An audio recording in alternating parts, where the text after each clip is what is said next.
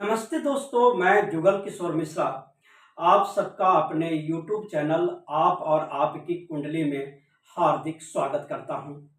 दोस्तों, आज के इस वीडियो में मैं आपको जन्म कुंडली में 4 ग्रह से बनने वाले महाधनी योग के बारे में बताऊंगा। यदि इन 4 ग्रहों में से किसी की भी महादशा आपको चल रही है और ये ग्रह आपकी कुंडली में मेरे बताए हुए जगह पे प्लेस्ड हैं या वहां पे बैठे हुए हैं, तो आप महाधनी योग बन सकता है। तो आपकी कुंडली में महाधन योग बना हुआ है। आप उस महाधन योग को कैसे एक्टिव करेंगे, आज मैं आपको ये सारी विस्तृत चर्चा इस वीडियो में करने वाला हूं।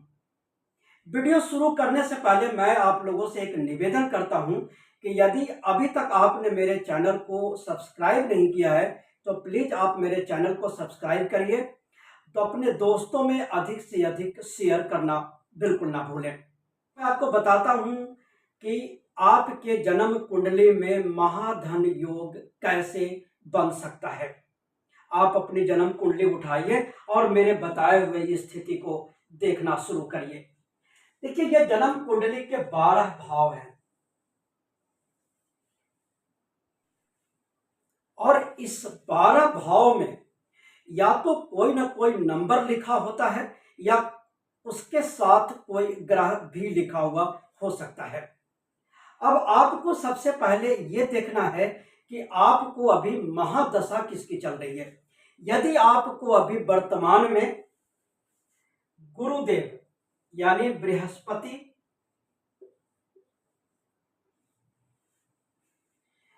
शनिदेव,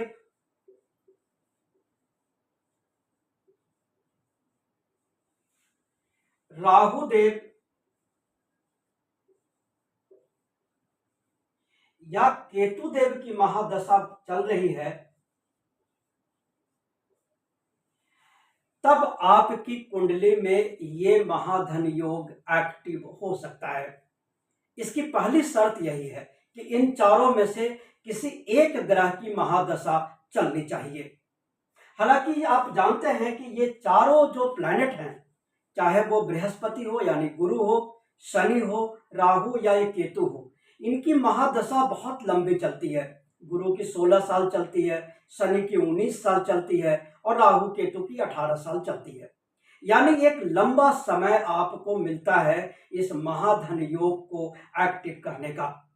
अब आप ये समझें कि ये महाधन योग आपकी कुंडली में बनता कैसे है।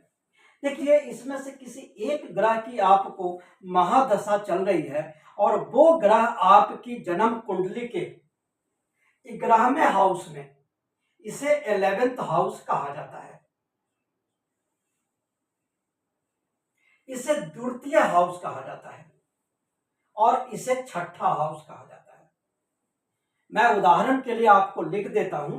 आपकी जन्म कुंडली किसी भी नंबर से शुरू हो सकती है, लेकिन यह भाव कभी नहीं बदलेगा। ये 11वां भाव कहलाता है, ये दूसरा भाव कहलाता है और ये छठा भाव कहलाता है। आपके 11वें भाव में, आपके दूसरे भाव में या आपके छठे भाव में कोई भी नंबर लिखा हुआ हो, इससे कोई मतलब नहीं है। यदि आपके 11वें भाव में गुरु लिखा हुआ है या आपके 11वें भाव में शनि लिखा हुआ है या आपके 11वें भाव में राहु या केतु लिखा हुआ है, इसमें से कोई एक ग्रह ही होना चाहिए। इसी प्रकार से आपके दूसरे भाव में या तो शनि लिखे हुए हो या यहां पे राहु केतु लिखा हुआ हो या यहां पे गुरु लिखा हुआ हो। ऐसे ही आप चेक करें कि आपके छठे भाव में या तो गुरु लिखा हुआ हो, शनि लिखा हुआ हो या राहु और केतु लिखा हुआ हो, राहु या केतु लिखा हुआ हो। यदि आपके जन्म कुंडली में ऐसी कोई स्थिति है, तब आपकी कुंडली में महाधन योग का तब आपकी कुंडली में महाधन योग एक्टिव हो सकता है। अब आप इसे कैसे एक्टिव करेंगे, मैं इस पर भी आपको विस्तृत तरीके से बताता हूं। दोस्तों, मान लीजिए आपके 11वें भाव में 11th हाउस में यहां पे राहु लिखा हुआ है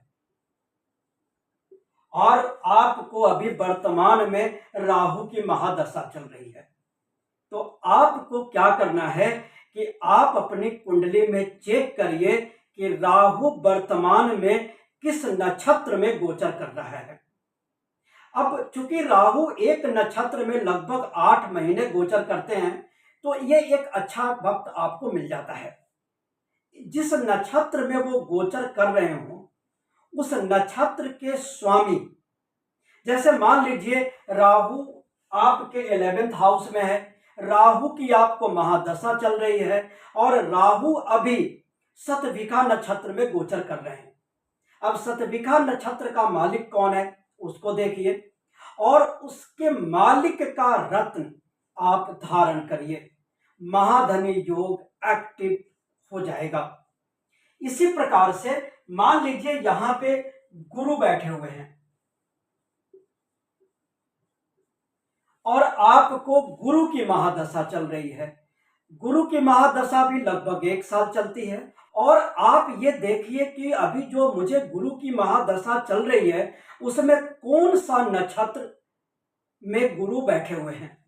अब यहां पर भी सेम स्थिति है। मान लीजिए आपके गुरु अश्लेषा नक्षत्र में बैठे हुए हैं, तो अश्लेषा नक्षत्र के मालिक उसके स्वामी को निकालिए और उनका रत्न धारण करिए। आपका ये गुरु एक्टिव हो जाएगा और महाधनी योग आपको बनाएगा। इसी प्रकार से यदि मान लीजिए यहां पे शनि देव बैठे हुए हैं, शनि देव की महादशा तो 19 साल की होती है, तो आप देखिए कि वर्तमान में शनि देव किस नक्षत्र में गोचर कर रहे हैं। जो नक्षत्र में गोचर कर रहे हैं उस नक्षत्र के स्वामी का आप रत्न धारण करना शुरू कर दीजिए।